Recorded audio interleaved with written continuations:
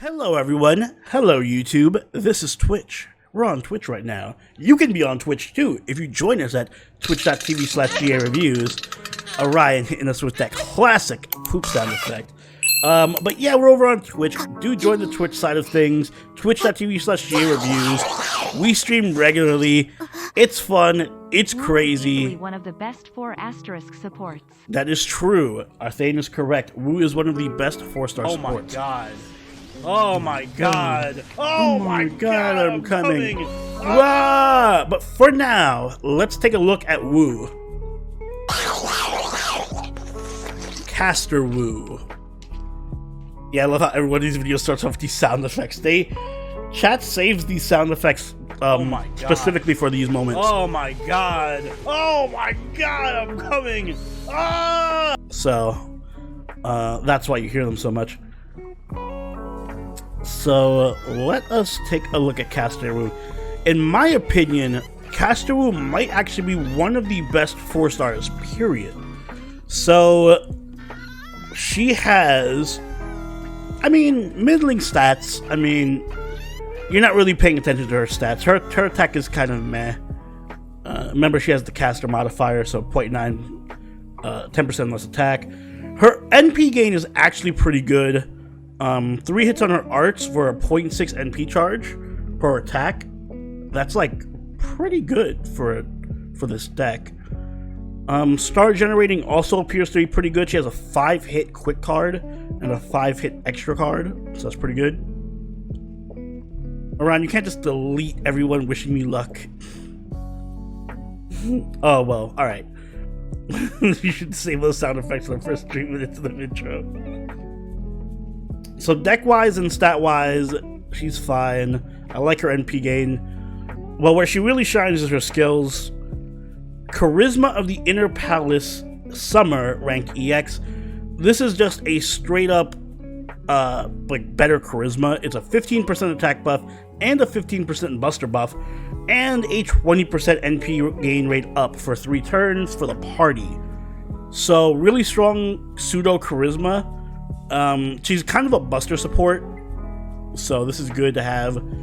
Also buffs her own NP, I believe is a buster. Yeah, her own NP is buster, so this works well as a self buff as well. Great support here. Remember, these buffs are multiplicative, so that's more than 30%. That's like 32 or 33% for buster cards. Her second skill, this is where things get interesting though. Reduces all enemies' NP gauge by 1, so an AoE NP drain, very strong for support. Also increases the party's damage against undead enemies for 3 turns by 30%. We'll come back to that one, but that's also extremely powerful. And then charges the party's NP gauge by 20%, so a Helena-esque ability, very strong as well, 20% NP charge for the party, good battery. And then her final skill is an AoE stun. We'll come back to this again as well for all undead enemies, but keep in mind, I don't think this has a chance to miss. I think this is just a straight stun. Like, unless you have debuff immunity, this is hitting you. It's like a guaranteed stun. Or at least that's how I interpret it. That's a guaranteed AoE stun on undead enemies. Yeah, like, magic resistance doesn't negate that. That's actually kind of really strong, which I'll get into in a second once we touch on her NP. But on top of that, it's also a 3000 HP heal for the party, and it removes the party's debuffs, so it's a debuff cleanse. Very strong support skill here as well. Magic resistance affects it, so then what's the hit chance on it? It doesn't give me a hit chance. It's 100% on all ranks? Ah, boo. That's still strong though, but still, boo. Territorification rank A, good. Item construction A, that's actually good for the stun, because that gives an extra 10% there, so it's 110% without the magic resistance. And then mental debuff immunity, so she has immunity to mental debuffs, which is just whatever. There aren't that many mental debuffs in the game. Pen skills, mana loading, as usual. She has anti-foreigner, which is interesting. I guess you can pick this up if you don't have an alter ego, but it's not really that amazing. So her NP, this is where it gets really, really good. Her NP inflicts undead on all enemies for 3 turns, and it activates first. So that means that she's able to trigger her own stun and her own party attack up. So in reality, once she uses her NP and then uses the other skills, she has an almost guaranteed stun, or a really high chance of hitting that stun on every enemy. And also a 30% attack modifier combined with 15% attack up and 15% attack or bust drop for the party. So she actually has a ton of steroids for the party. Like a lot of steroids. This is higher than a mana burst for the entire party. And it lasts for 3 turns. Oh, show Ascension art. We'll get back to the Ascension art. I want to save the best for last. So very strong buffs once you factor in that undead trait. Other than that, her NP is just an AoE buster attack. Also has bonus damage against man attribute enemies, which is a decent amount of servants.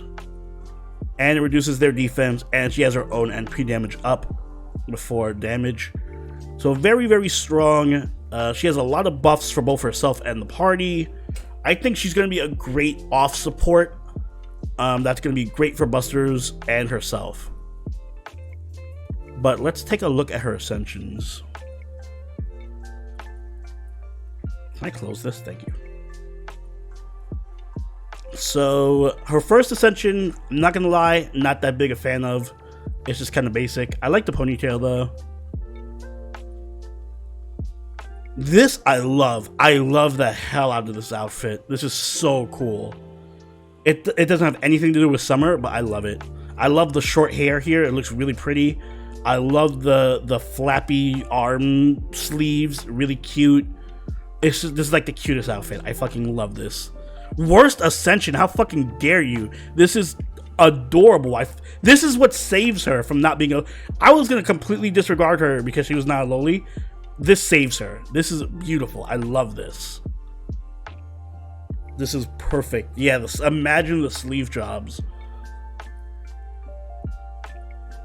But really her best ascension is this one. This is a really pretty outfit. I love that it's sexy and elegant and regal. She looks like an empress here. Really, really good. Funny given how notorious you're about to spur. Yeah, I know, it's really ironic. I don't like short hair, but when it works, and it works really well here. But this is her best. I don't know what I'm gonna do between these two. I really like both these ascensions a lot. Her final ascension is also pretty good. It's pretty nice. I like it. I like the swimsuit. So yeah. And that's Wu. I think Wu is a strong off support with some potential of her own to loop, I think. I think she can loop an Oberon team comps, right? Because she has a 20% NP charge. She might need a 30% NP charge. I don't know. I forget what you need for Oberon. But either way, she's pretty strong. Very strong for a caster, 4-star caster. I like her a lot. I think she's the best of the SR servants, not counting Valkyries.